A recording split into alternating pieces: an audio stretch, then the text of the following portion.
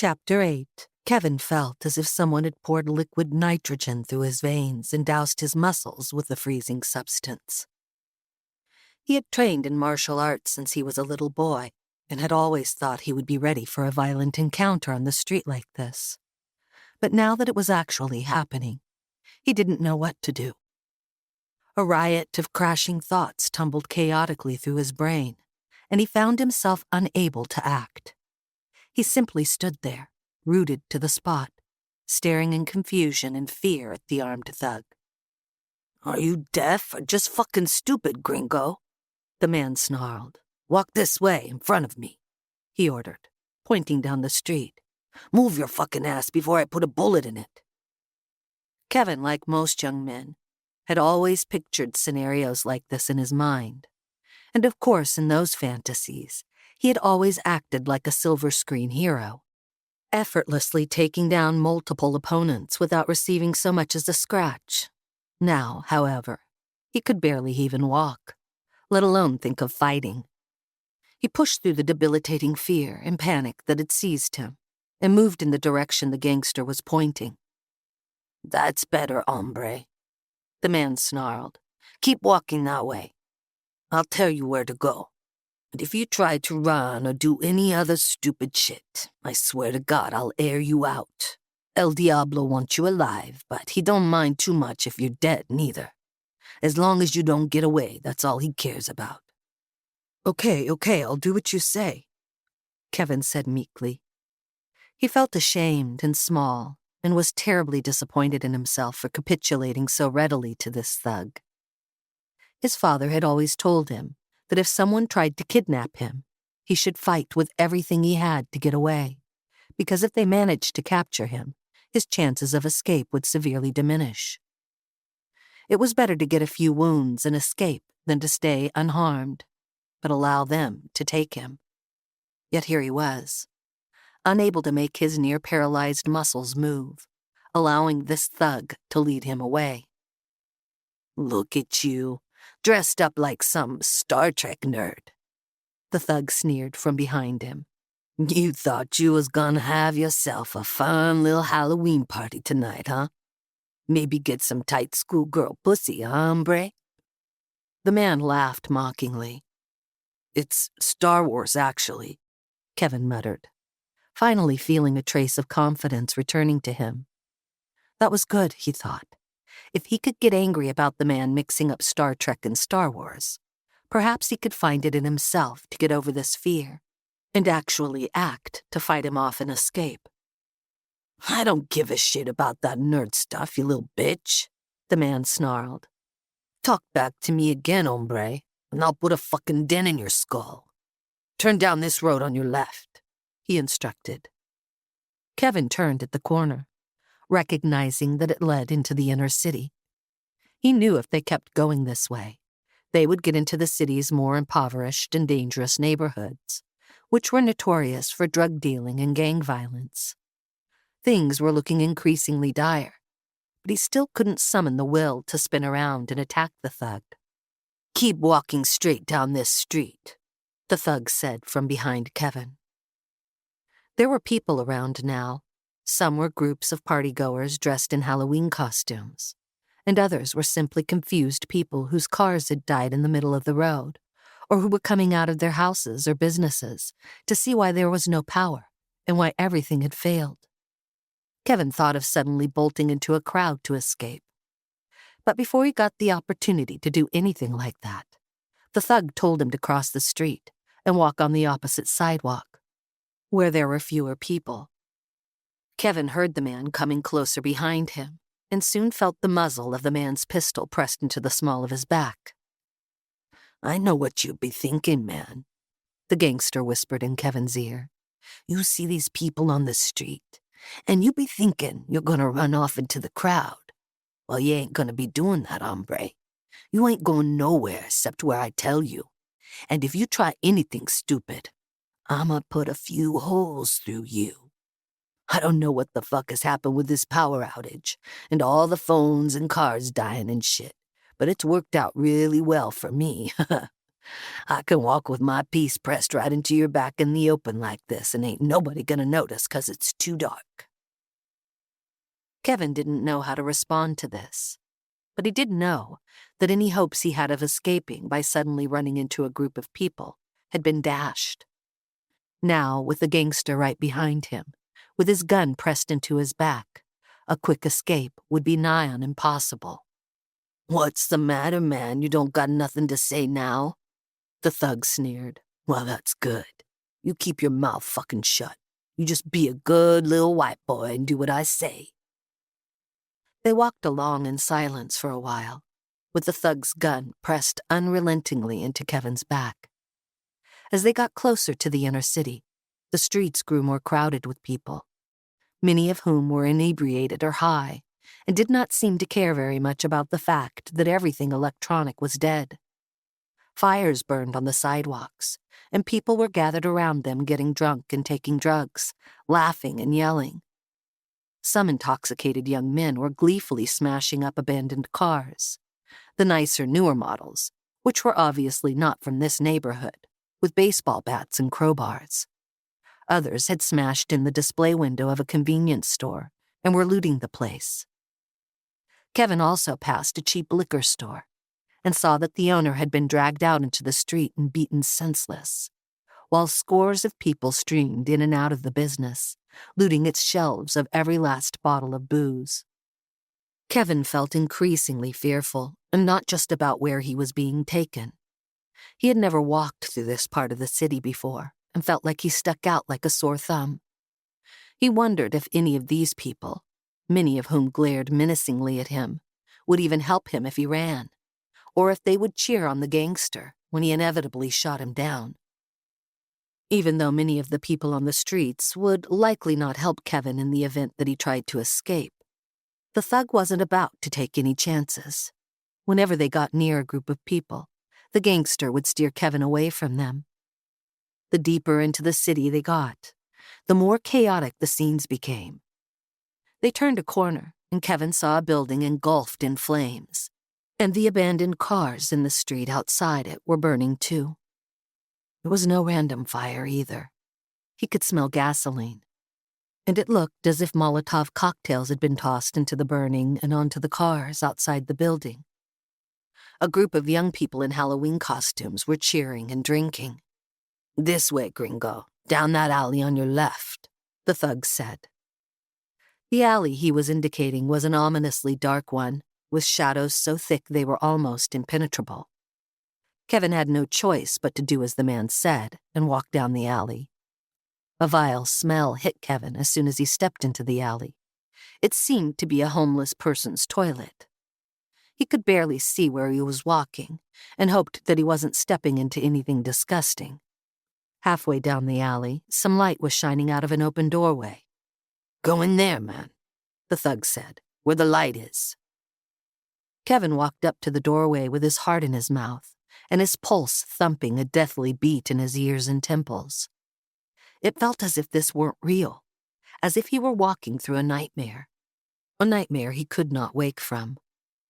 He stepped into the doorway and saw that the light was coming from some tire fires burning in the building, which was derelict and half collapsing. The inner walls were covered in graffiti. Used hypodermic needles and condoms littered the floor, as well as a few soiled, reeking mattresses and some other disgusting stuff. It looked like this was some sort of crack den.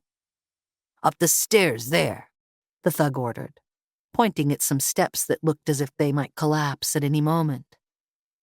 Kevin swallowed a dry lump of fear in his throat and headed up. At the top of the stairs, another thug was waiting.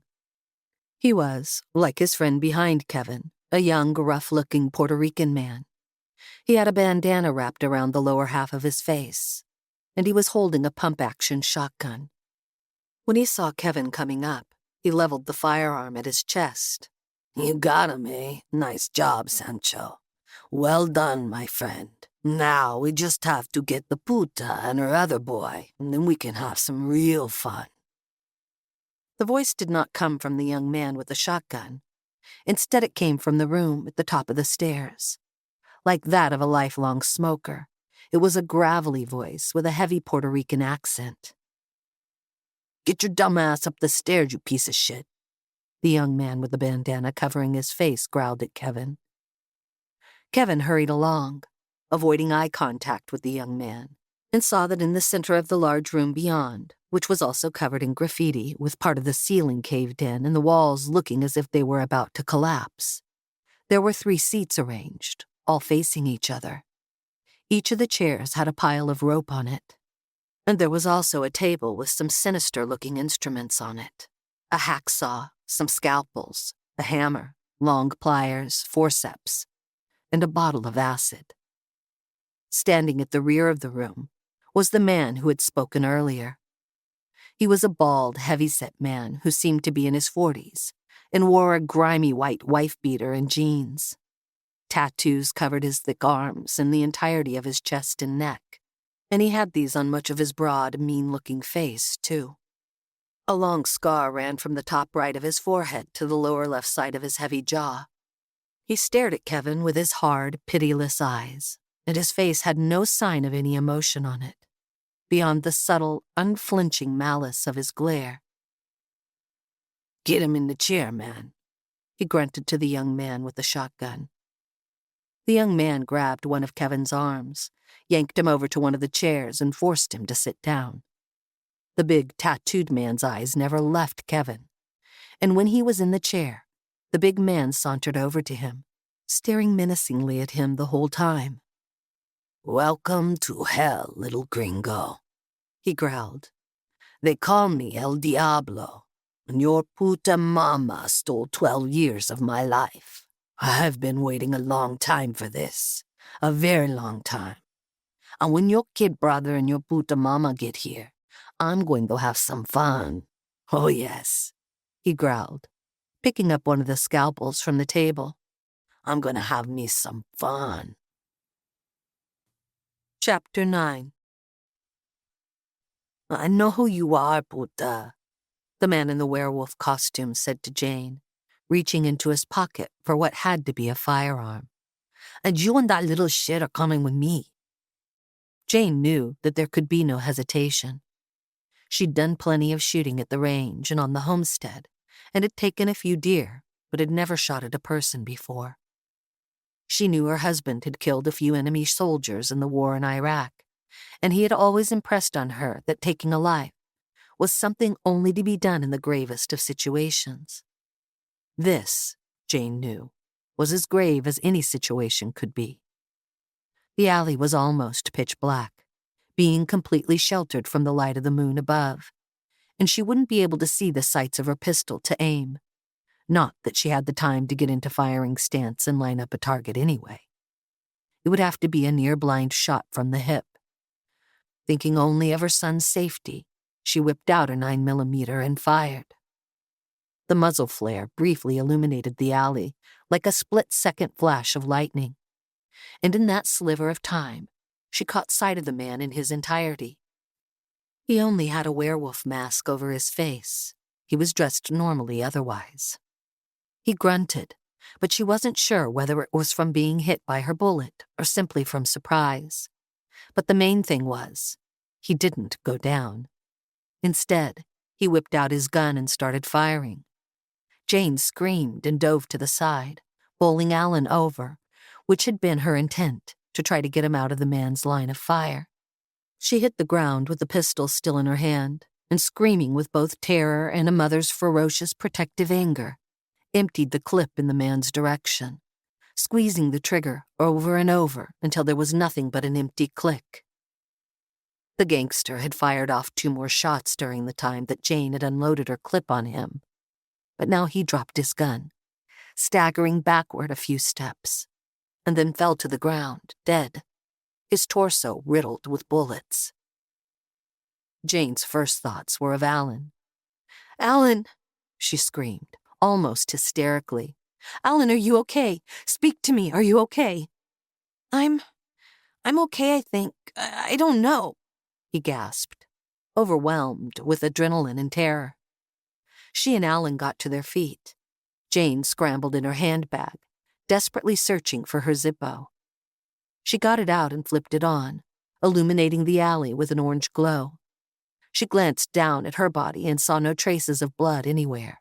By some miracle, the 5 or 6 shots the man had fired had missed her. When she turned the lighter toward Allan, though, the blood drained from her face, and shock and dismay hit her like twin sledgehammers. "Mom?" he murmured, staring down at his leg, his voice choked with horror.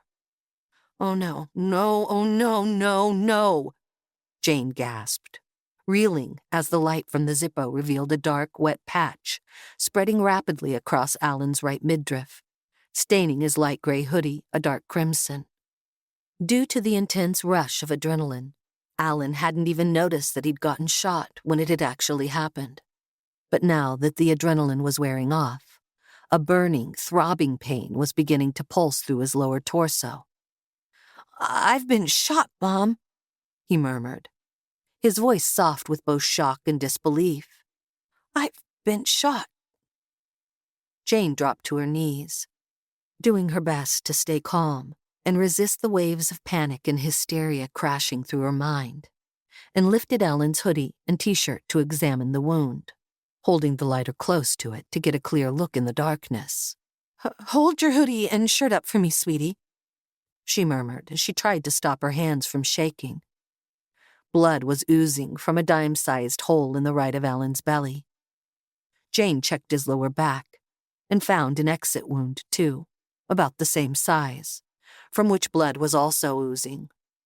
The fact that he was standing and talking was good, as was the fact that the bullet had exited his body. Since he could still move around fine, the biggest danger was that the bullet had clipped an internal organ. But in addition to that, there was the fact that Allan was losing blood. "How are you feeling?" she asked. "Are you feeling faint, lightheaded, woozy, nauseous, or cold?" Allan shook his head. It hurts, and it feels like it's burning, but, I feel okay, sorta. I feel a little lightheaded, but I can walk fine, I think." Jane always kept a first aid kit in her handbag. She pulled it out. It was a decent kit, but quite limited in terms of functionality. She knew the wounds would need to be stitched as quickly as possible, but she wouldn't be able to do that until she got back to the apartment. "This is going to sting a little," she said, and hastily cleaned the entry and exit wounds with disinfectant. Allan winced but didn't complain, doing his best to put on a brave face despite the pain and shock. After cleaning the bullet holes, Jane put a dressing on the entry and exit wounds and started wrapping a bandage around Allan's midriff. "This is going to feel a little uncomfortable, sweetie," she said, "but I have to wrap it real tight to get some pressure on the wounds. Just tell me if it's so tight that you can't breathe, okay?" "Okay, Mom," Allan said, gritting his teeth. The pain worsened, and he was doing his best not to cry, but that was proving increasingly more difficult. Jane got the bandaging done quickly and efficiently, but knew that the pressure alone would not be enough to stem the flow of blood. If she didn't stitch up the wounds soon, her son's life would be in danger. There was still a long way to go to get to the apartment, and the long walk would only increase the rate at which he was losing blood and burn up the precious energy he needed to hold on to fight for his life. There was nothing that could be done, though. They had to get to the apartment somehow, and right now, walking was their only choice. Jane gave Allan a hug and then took his hand as she shut the lighter and put it into her bag. She was glad for the return of the darkness, for it hid the tears in her eyes. "Come on, Allan," she said. "We've still got a few miles to go, and we can't stop now." "All right, Mom," Allan said, grimacing against the ever-increasing pain. "Let's go." They headed out of the alley into the street, crammed with dead cars and crowds of confused and frightened people, many of whom were in Halloween costumes, bitter tears of worry and fear burning her eyes. Jane prayed they would get back to the apartment before her son lost so much blood that he was beyond saving. Chapter 10. As Lance had predicted, the huge park in the northern suburbs was deserted. They had to drive through it at a snail's pace because he had turned off his headlamps. But nobody noticed that a vehicle had entered the park. And once they were among the trees, where the shadows were dense and impenetrable, nobody outside the park would have seen them. Lance found a suitable place to stop, and then he and Paul got busy in the dark, hacking off branches from bushes and shrubs, which they used to hide the Land Rover. Even if they hadn't hidden it, it probably would have been safe because Lance had upgraded the locking system. And with the bulletproof windows, nobody could have gotten a brick through them to break into it. Even so, he didn't want to take any chances. This vehicle was their ticket out of here when things got really bad. And without it, they would have a very long and arduous walk through dangerous territory. "Looks good to me," Paul said when the Land Rover was covered. "Not that I could have seen it in this darkness without the sticks and stuff." "Better safe than sorry," Lance said. "A glint of moonlight on one of the reflective surfaces could easily have attracted attention. The wrong kind of attention. Anyway, it's done, so let's go." Each of them had put on a bulletproof vest, and each was carrying an AR-15, a sidearm, and a melee weapon. They also each had a backpack with essential supplies, gas lamps, and flares for emergency lighting. They walked briskly through the park, cautious but not overly so, keeping a lookout for any signs of trouble. "Man, if only we'd been able to get 2 of the dirt bikes into the Defender," Paul said. "I don't know the city as well as you do, but I do know that it's a long hike from here to your apartment." "I know," Lance said, "but there's no way we could have hitched up the trailer for the dirt bikes and gotten here as fast as we did. And there was definitely a lot of places where we wouldn't be able to squeeze a trailer through." "Yeah, I know that," Paul said wistfully. "I'm just whining, man. Ignore me." Just as they got out of the trees and onto the rolling lawns on the inner side of the park that bordered the city, Lance suddenly stopped in his tracks. Paul immediately whipped his rifle up to his shoulder, suspecting trouble. But Lance reached over and gently lowered his friend's rifle. "We don't need dirt bikes," he said. "Look over there. I'm not imagining them, am I?" Paul looked up in the direction in which Lance was pointing, and was astonished to see a handful of horses standing there, looking ghostly and almost ethereal in the silvery glow of the moonlight. "If you weren't here seeing the same thing as me, I would have thought I was losing my mind," he murmured. "How the hell did a bunch of horses get into the park at night?" "I think I know," Lance said, striding purposely toward the horses. "There are some police stables close by where they keep the mounted officers' horses. Someone probably realized that now that most cars are out of commission, a horse is a pretty handy mode of transportation. I'm guessing they broke into the stables to steal a few horses and left the gates open when they finished. These guys probably wandered out. It's been a while since I last rode bareback, but I think I can still manage it," Paul said, grinning. There were horses on the homestead, and both men rode them regularly and were very experienced riders. They walked up to the horses slowly and calmly, taking care not to spook them, and examined each beast individually, stroking them and speaking in soothing tones, looking for the 2 horses with the most pleasant and easygoing temperaments. Soon enough, each man had picked a horse. Paul on a white stallion, Lance on a black mare, and they mounted them bareback and set off, exiting the park and entering the dark streets. The air smelled of smoke, and the conflagration that they had seen from a distance seemed to be spreading. It was strange and eerie to smell a fire in the city and see huge flames writhing madly in the center of town, and not hear a single siren. What they did hear, though, were gunshots, shouts, and screams in the distance, and some alarmingly close. They hadn't seen any people, but just like on the streets they had driven through in the suburbs, there were plenty of abandoned vehicles all over the place. There were no people around here, but the men saw that some stores had already had their doors and storefront windows smashed out, and there was evidence of looting. Only a couple hours since the EMP hit, and already this place is starting to look like a war zone, Lance muttered, shaking his head. Paul, trotting alongside him on his horse, simply shrugged. You know what people are like, man, he said. I mean, what they're really like. Civilization takes centuries to build, but it can crumble in minutes. We saw that plain enough in Iraq. I know, Lance said. I didn't think it would happen so quickly and viciously here in America. Americans are just people, like anyone else when it comes down to it, buddy, Paul said. Disasters bring out the best in some of us, but the worst in many others, no matter what country you're in. I'd like to believe still that there's a higher percentage of us Americans who don't succumb to barbarism and savagery under circumstances like these, Lance said. But I guess tonight will tell me how right or wrong that belief of mine is. They turned a corner, scanning the moonlit streets for any signs of danger, and then, when they were satisfied that it was safe to proceed, dug the heels of their boots into the horses' flanks.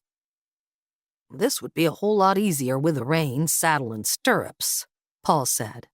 If we get into a spot of trouble, I don't know how we're going to control these horses. I wouldn't want to have to come all this way only to break my neck getting thrown off an out-of-control horse. You're right, Lance said.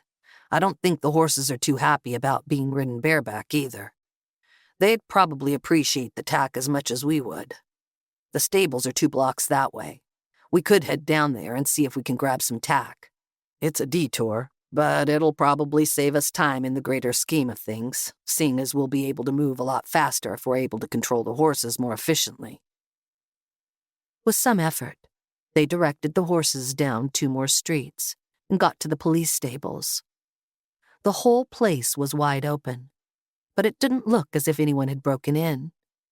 Perhaps, Lance surmised, the officers in charge had gotten into a state of such panic and confusion when the EMP had hit that they'd run off and clean forgotten to close and lock up the place. Keep the horses here and keep a lookout, Lance said, as he jumped off his mount. I'll go see what I can find inside the stables. The moment Lance walked into the stables, his 6th sense began to tingle. Something wasn't right here. Instead of taking out his Zippo to illuminate the place, he shouldered his rifle and kept his finger hovering a sliver of an inch from the trigger. He waited in the corner, just inside the entrance, listening intently and giving his eyes a few minutes to adjust to the inky darkness. Lance had long ago learned to trust his gut instinct. It had saved him from danger on more than one occasion. And his gut, he had learned, was rarely wrong. Still, perhaps it was just a case of nerves, he began to think after a few minutes.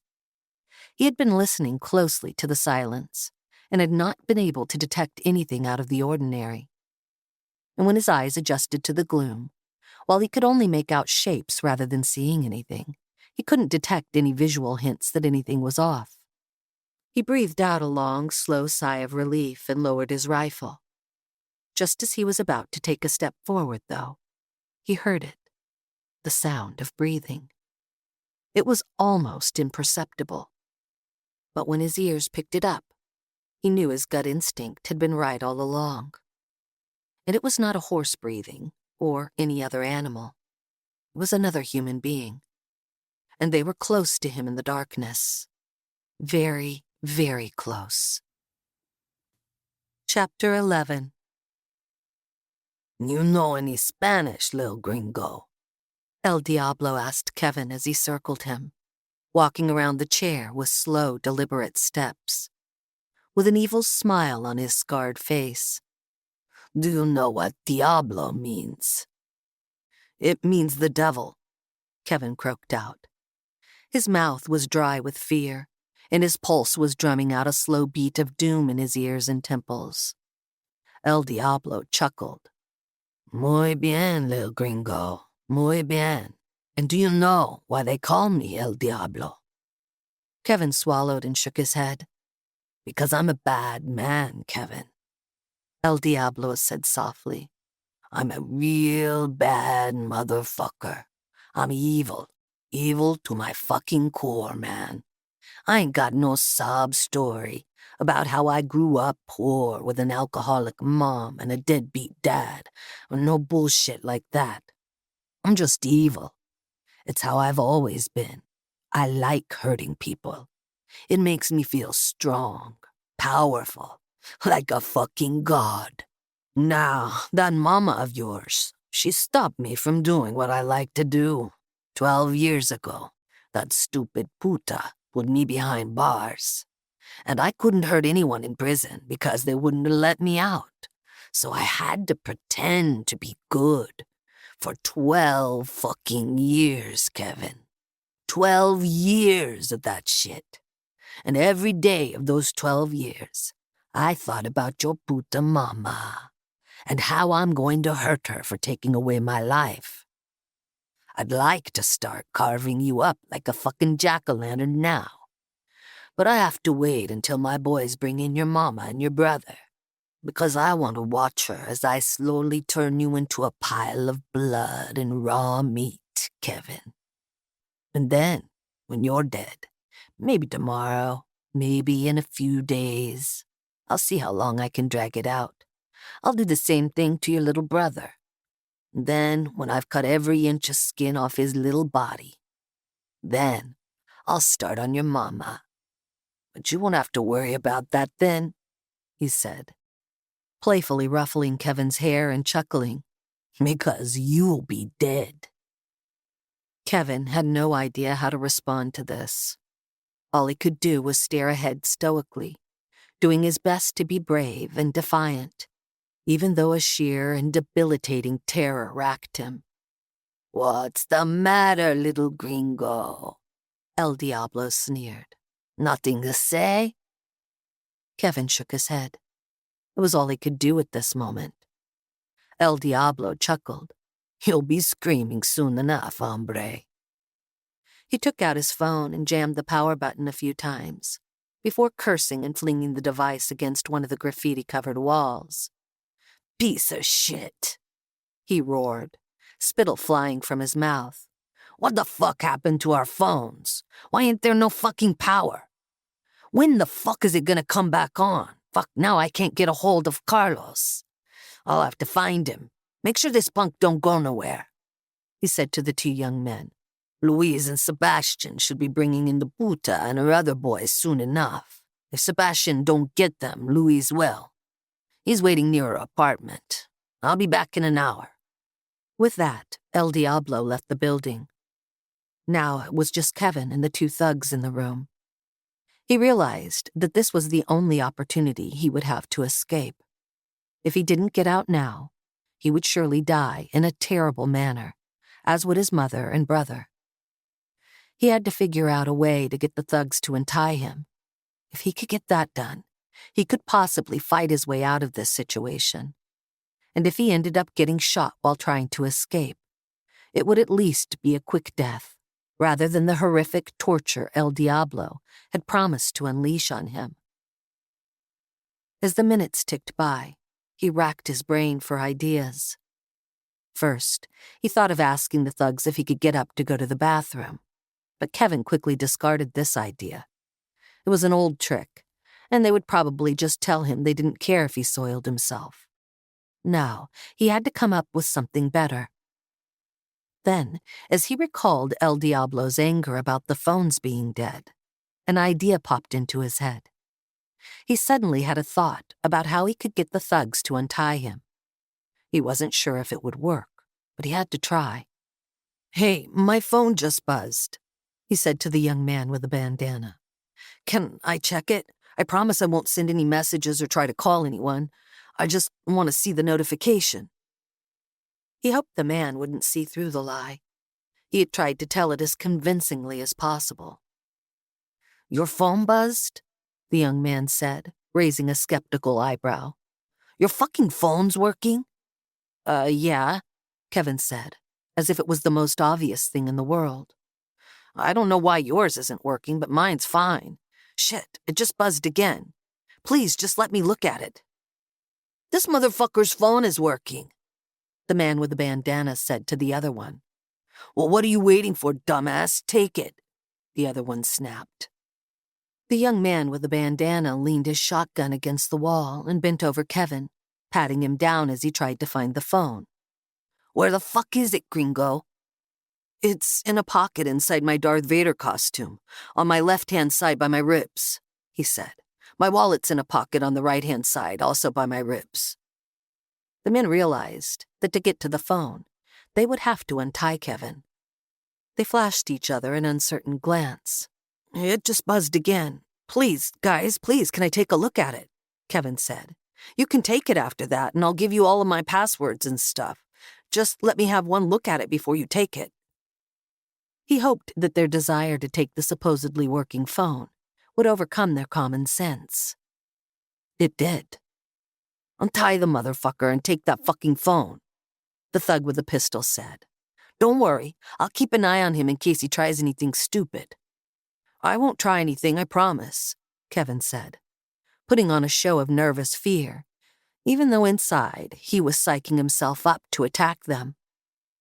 The thug with the bandana started to untie him, eager to get to the phone, while the other man watched with pitiless eyes, keeping his gun trained on Kevin. Kevin knew that he would have to move fast and strike hard at the exact moment.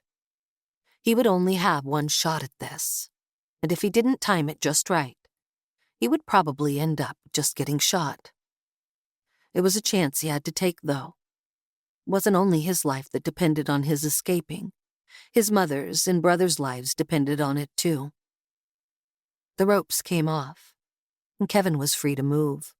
The thug started ripping open his Darth Vader suit with clumsy fingers, desperate to get to the phone. The man shifted around to Kevin's left side, and Kevin knew that this was the moment he had to act. So he did. Chapter 12.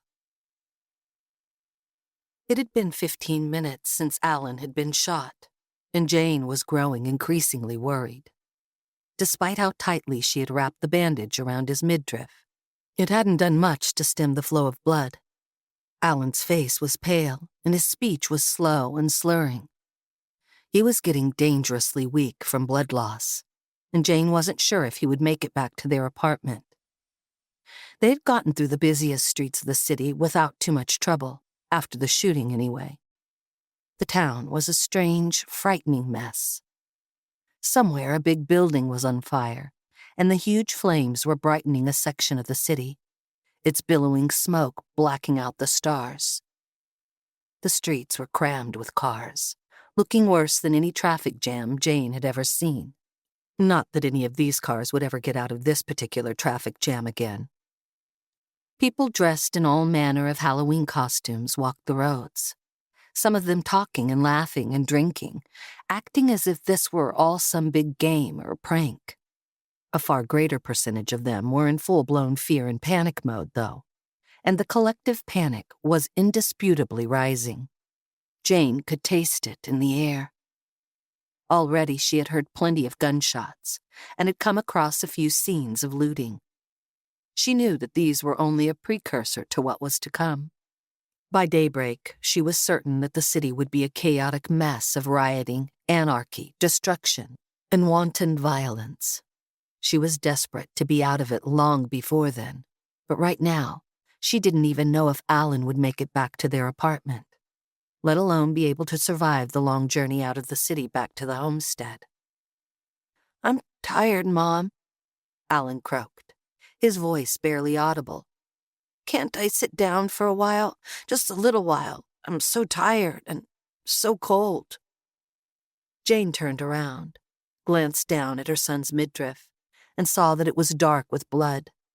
The dressings and the bandaging were no longer having any effect, and Allan was slowly bleeding out. Something had to be done soon. He wouldn't make it back to the apartment. She understood this now with chilling clarity. "Don't sit down, sweetie," she said, tears burning at the corners of her eyes. "You just hang in there, okay? You're going to be all right, Allan. You're going to be just fine. Just don't stop moving and don't close your eyes, okay?" He nodded weakly. "Okay, Mom," he murmured. "But I really do need to rest soon, real soon." "You'll be okay," she said again, doing her best to remain strong, even though she wanted to break down and weep. She racked her mind for a solution. Other than trying to achieve the impossible, there had to be another way to get Allan back to the apartment before his blood loss reached a critical level. Were there any bicycles nearby, she wondered. She scanned the moonlit street they were on, desperately seeking out a means of transport, like bicycles, that they could take in this post-EMP world. There was nothing, though, and Jane guessed with a sinking heart that any bicycles left on the streets had long since been taken. Suddenly, though, a completely different idea popped into her head. What if there were a way to stitch up Allan's wounds before getting back to the apartment? She thought carefully, trying to recall all the businesses in this area. She thought there was a pharmacy a few blocks away. Could that work? They would certainly have everything she needed to stitch up Allan's wounds. However, she also knew that going to a pharmacy now would be dangerous. Pharmacies would surely be top on many looters' lists. Then it hit her. She knew the perfect place to take Allan to deal with his injury, a place that would not likely be on any looters' lists, at least not initially, and there was one just a block away. "Allan, come with me, sweetie," she said. "We're going down this street," she said, pointing to a street that led off to the right. "But home's that way," he murmured weakly, pointing to another street leading left. "We're not going home just yet," she said. "Just trust me and go this way. Come quickly now." She took her son's hand and led him down the street, striding purposefully ahead while he stumbled along behind her. She desperately hoped this plan would work. If it didn't, she didn't know what she would do. Allan staggered along behind her, reeling on his weakening legs and feeling as if he could hardly keep his eyes open. They turned the corner and almost collided with a group of youthful celebrators in Halloween costumes, who were treating the chaotic night like some sort of party. The ghouls, goblins, vampires, and werewolves surrounded Jane and Allan, jokingly making spooky noises. But when she snapped at them with cold anger in her voice, they muttered a few insults and moved off. She breathed out a sigh of relief when she saw that there were no looters at the place she intended to go. A veterinarian's practice. "This way, Allan," she said, pointing to the vet's, which was on the corner of two quiet streets. The animal clinic was located in an older building, a large converted 19th century house that had formerly been home to some of the city's more eminent residents. The Gothic architectural style, combined with the fact that the building was shrouded in darkness and lit up only by moonlight, gave it an especially eerie look. As creepy as the building appeared, though, Jane wasn't about to let its exterior deter her from what she needed to do. She led Allan over to the front door and allowed him to sit down on the brick steps in the front of the building. She tried the brass doorknob, hoping in vain that the place had been left unlocked. It was, of course, secured. A long porch wrapped around half of the building, and she walked the length of it, trying each of the large Victorian-style windows to see if any had been left open. All were locked, though. "Damn it," she muttered to herself, pacing up and down the porch as she tried to figure out a way to get inside the building. She briefly considered trying to shoot through the lock on the front door, but dismissed this idea because of the unwanted attention it would undoubtedly attract. Then, however, another idea popped into her head. The building would surely have a basement, and older buildings like this one often had an entrance to the basement outside the house. She jogged around to the rear of the building, and sure enough, saw a basement window. There was no entrance door, but the window wasn't protected with bars, and if she smashed it, she knew she would be able to climb down into the basement easily enough. She had seen some large potted plants along the porch, and figured one of these would be suitable for breaking the glass. She ran over to the porch, first checking on Allan, who was still conscious, and then picked up a heavy potted plant and carried it over to the rear of the building. She glanced around, feeling as if unfriendly eyes were watching her, until she realized that there was no time for hesitation. With a grunt, Jane hurled the big plant through the window, shattering it with a sharp crack, followed by the tinkle of broken glass hitting the basement floor. Without bothering to check if the sound had attracted any attention, she ran back to the front of the house and got Allan to stand up. "Come on, son," she said. "You just have to do one more thing for me and then you can rest, okay?" Allan nodded reluctantly and struggled to his feet, limping and staggering weakly along behind his mother as she led him around to the rear of the building. When they got to the broken window, she kicked out the last few jagged fragments of glass. The last thing she needed was for Allan to get another cut and lose even more blood. She quickly realized he wouldn't be able to climb down on his own. He was too weak for that. "Just climb a little way in, sweetie, and I'll help you down the rest of the way," she said. Allan nodded, climbing halfway through the window before his mother took his arms and started lowering him down into the pitch-black basement. He was heavier than she was, and her arms, shoulders, and back burned with the effort of holding his weight. But thanks to her fitness level, she was able to lower him down without dropping him. Once he was inside, she followed him, agilely dropping through the window into the basement. "Okay, Allan," she whispered, suddenly feeling as if 100 unfriendly eyes were watching her from the cloying darkness that surrounded them. "Let's go in and get you fixed up." She took out her lighter, flipped it open, and ignited a flame. And when she saw what the flame illuminated, horror overwhelmed her, and she felt a shriek of sheer terror clawing its way up her throat. Chapter 13. "Don't move," Lance growled, whipping his rifle back up to his shoulder the instant he detected another human presence in the dark stables. "I know you're there, and my finger's on the trigger." "Don't hurt me, man, please," a croaky middle-aged male voice pleaded from the shadows. "I'm just trying to hide from all the craziness. I don't want any troubles. I'm not armed, man, I swear. I'm just hiding here. I ain't gonna cause no trouble. Please, please don't shoot me."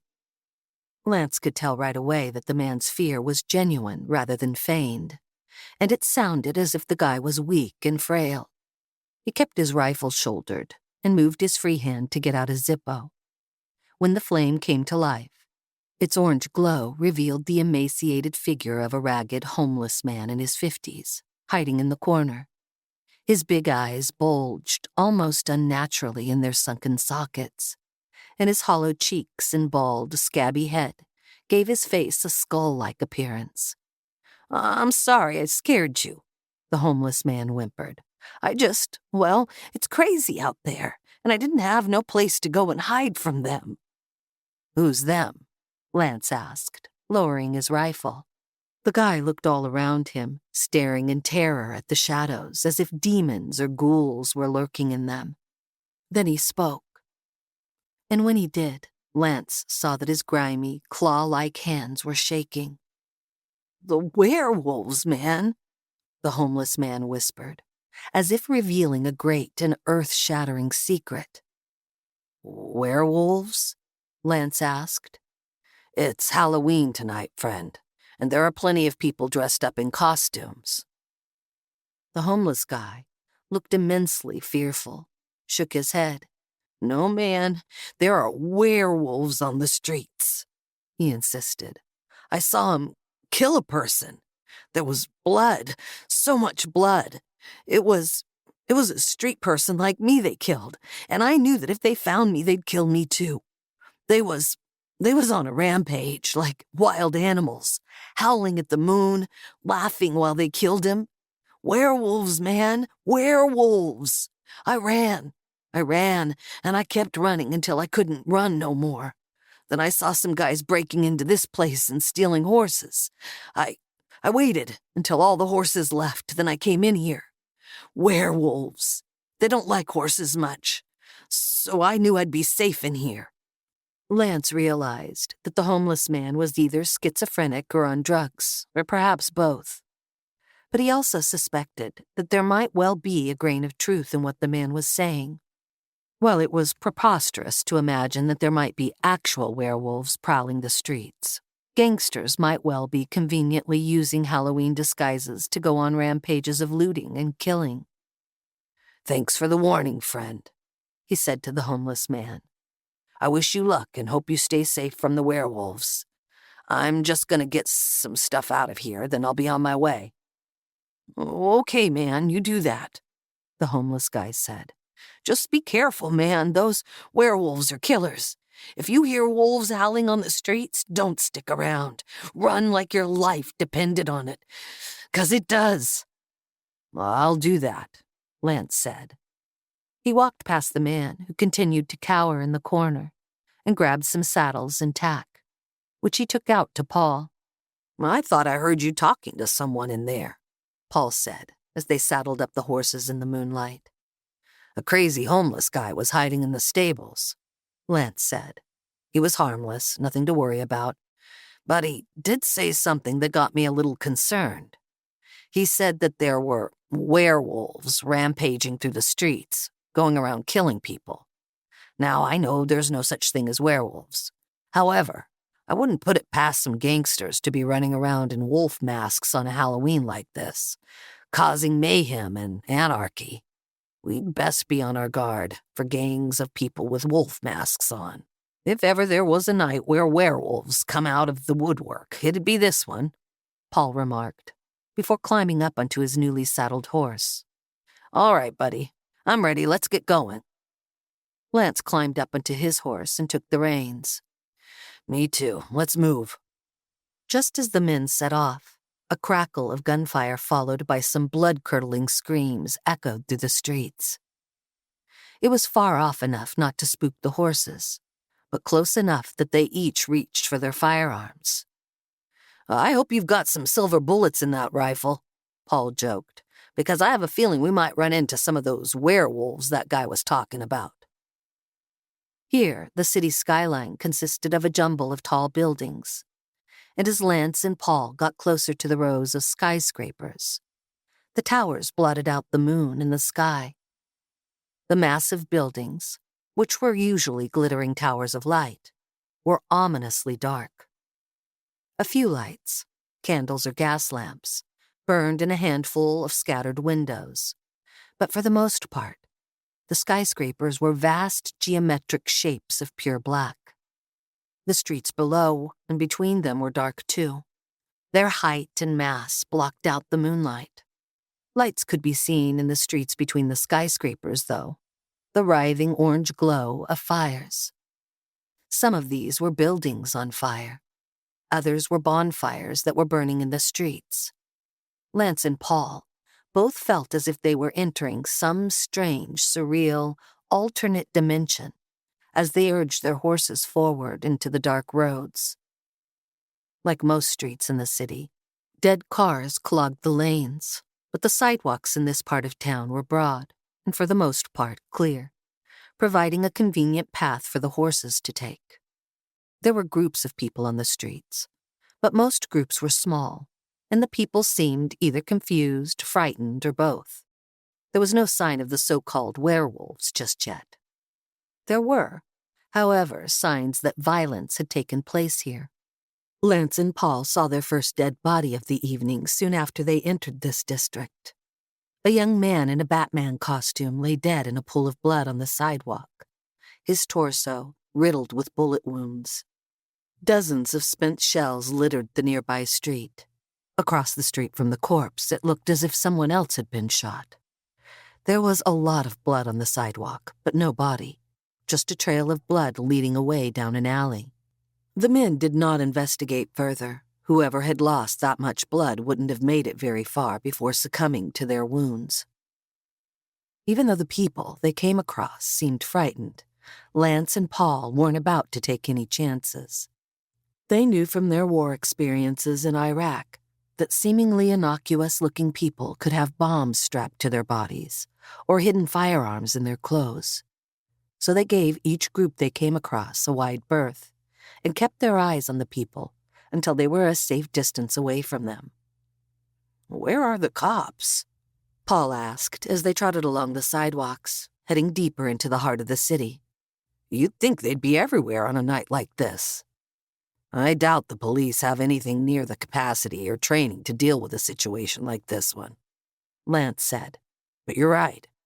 We should have seen at least a couple of them by now. And it was weird that nobody was guarding the police stables. Before Paul could reply, a series of eerie wolf howls and raucous cheers split the night, followed by the booms, cracks, and jackhammer thundering of gunfire. Unlike the burst of gunfire they had heard earlier, this one had erupted just around the corner from them. Something bad is about to go down, Lance growled as he shouldered his rifle. Don't worry, I've got my silver bullets ready, Paul said, whipping his AR-15 up to his shoulder, as the howls and gunfire rapidly grew louder and closer. Then, the source of the shouts, howls, and gunfire came hurtling around the corner in front of them, in a chaotic mess of speed and panic. Looks like we found some cops, Lance said, as he prepared to fire. And some werewolves, Paul said. Let's give the bastards some silver bullets. Chapter 14. This was the moment Kevin had been waiting for, the one and only chance he would have to escape. The young man in the bandana had temporarily shifted over to his left side as he tried to open Kevin's costume in an effort to get to his phone, which meant that for a brief second, the other thug no longer had a clear shot at him. He'd been quietly psyching himself up for this moment, and the second the bandana-wearing goon stepped between him and the other thug, he acted. He threw every ounce of strength and power he possessed into the surging uppercut he suddenly and viciously planted onto the young man's chin. Kevin had been practicing martial arts since he was a young boy, and if there were one thing he knew how to do well, it was throw a punch. He'd competed in a couple of karate and Brazilian jiu-jitsu tournaments, so he was no stranger to fighting a resisting opponent. But he had never before had to fight for his life. This time, the stakes were higher than they'd ever been. He rose to the occasion, though, and his punch struck home with brutal, explosive force. It was perfectly timed and spot on target, smashing into the young man's chin and whipping his head back with the force of the blow. Kevin knew the instant the punch connected that he had knocked out his assailant, but he didn't wait for the man's body to hit the ground before moving on to his next course of action. As the young man's suddenly limp body started to crumple, Kevin surged out of the chair, lunging forward with a fierce shove, pushing the dropping man as hard as he could toward the other guy, who was caught by such surprise that he hadn't even fired off a single shot by the time his friend's body careened into him and bowled him over. The struggle was by no means over, though, and Kevin knew that his first victory was only a temporary one and would count for nothing if the other thug recovered from the initial shock of the surprise attack. As the young man hit the ground, with his pistol still, unfortunately, gripped tightly in his hand, Kevin leaped through the air and dove over the body of the unconscious thug onto the other man. The man fired a shot, but it was squeezed off out of instinct, not aim, and hit the opposite wall. Before he could pull the trigger again, Kevin had his wrist in a tight grip, keeping the gun pointed away from him. The young man was bigger and stronger than Kevin. He was an experienced street brawler, but knew nothing of the finer martial arts techniques, which Kevin had, over many years of training, committed to muscle memory. The two of them wrestled furiously for control of the weapon, while each simultaneously tried to injure the other. Kevin knew that the key to both winning this fight and surviving the next few seconds was to get the gun out of his adversary's possession. His opponent was too strong for him to wrest the firearm out of his hand simply, but there were other ways to get him to drop the pistol. Kevin maneuvered himself into a position whereby he could jam his knee into his opponent's groin. The thug grunted with pain and momentarily slackened his grip on the pistol. The instant he did, Kevin, who still had the guy's wrist caught in a tight grip, slammed his enemy's hand against the concrete floor. The impact was sharp enough to knock the pistol out of his hand and sent it clattering away. Now, with both men unarmed, Kevin knew that he had a much greater chance of defeating his opponent, and fresh hope surged like energizing fire through his veins. With his pistol gone, the thug wrenched his right wrist out of Kevin's grasp and tried to swing a punch at his face. Kevin ducked under the clumsy blow and shifted into a dominant position he had used many times in Brazilian jiu-jitsu matches. The young man tried to headbutt Kevin, but his attempted blow thumped into Kevin's chest rather than his face, and Kevin was able to swivel his hips and position himself for an armbar. The enemy fought it, but this only made things worse for him. Kevin shifted all of his weight back, putting the entirety of it on his adversary's extended arm. In a match, this would have been the point at which his opponent tapped out and gave up. But this was no match, and there would be no tapping out. Kevin kept pulling until, with a sickening crack, his adversary's arm broke, snapping like a dry twig. The man howled with pain, but managed to wrench his broken arm out of Kevin's grasp. He aimed a kick at Kevin, and this blow connected, snapping Kevin's head back and dazing him. The two of them were separated, and the guy, with his limp, broken arm flopping grotesquely at his side, started crawling over to where the pistol lay on the floor. Groaning and fighting through the daze that had his vision swimming and his coordination messed up, Kevin saw the man going for the gun. He knew that if his opponent got a hold of the firearm, it would be all over, and he surged up from the ground, lurching and reeling like an inebriated drunk, determined to survive. Just as the man was about to curl his fingers around the handle, Kevin sprang onto his back, whipping one arm around the man's throat and another under the armpit of his uninjured arm, rolling back into the side as he landed, and thus pulling the man away from the pistol. Kevin now had his adversary in a half Nelson, and he started to choke him out. Even though the man was bigger and stronger than Kevin, he simply couldn't break free from this hold. Soon, the immense pressure Kevin was putting on his throat and neck caused black spots to appear at the edges of his vision. Before long, the attacker was unconscious. But even then, Kevin did not relinquish his grip.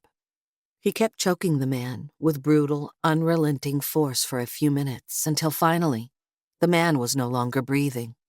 Only at that point did Kevin finally slacken his grasp and slide out from underneath his adversary's limp body. His limp, dead body. Horror washed over him in a crashing wave of nausea and dizziness. He could scarcely believe what he had just done. He had killed a man with his bare hands. He knew it had been a life-or-death situation, and that he'd had no other choice. But even so, it was a tremendous psychological weight to have to handle. He didn't have too much time to contemplate or process what had just happened, though, for the other guy, the one he'd knocked out earlier, was groaning and stirring as he began to come to. Kevin knew that the most logical, if utterly cold and clinical, thing to do would be to kill the man before he came to fully. But he simply couldn't bring himself to kill in cold blood like that, even if that man had been fully prepared to torture and kill him minutes earlier. He could, however, temporarily incapacitate his captor. He walked over to the man as he was starting to sit about, parting his lips and staring around in groggy, glazed-eyed confusion. Dropped down to his knees next to the gangster and calmly lined up a punch, which he unleashed with devastating force on the young man's jaw, snapping his head to the side and plunging him straight back into the realm of unconsciousness. Now Kevin knew that he had to get out of there before El Diablo returned. Part of him was tempted to wait and ambush the psycho, but he quickly ruled that rash plan out. He had no idea whether El Diablo would return by himself or with other men who would almost certainly be killers, armed to the teeth. And what was more, Kevin knew that his mother and brother were in danger, and that one of El Diablo's men was hunting them on the streets, while another lay in wait to ambush them near the apartment. He couldn't do anything about the guy prowling the streets, but he knew that he could do something about the one lying in wait for them at the apartment. He picked up the pistol from the floor and tucked it into the belt of his Darth Vader suit, and then picked up the pump-action shotgun, gripping it with grim determination in both hands. Like everyone in his family, he was familiar with guns and went shooting with a wide range of firearms regularly. The heavy shotgun felt comforting and reassuring in his hands. He quickly checked it over, making sure it was cocked and ready to fire in an instant if needed, and then jogged down the steps and out of the building, into the chaos of the night, burning with a righteous desire to protect his family and take down whoever intended to threaten them.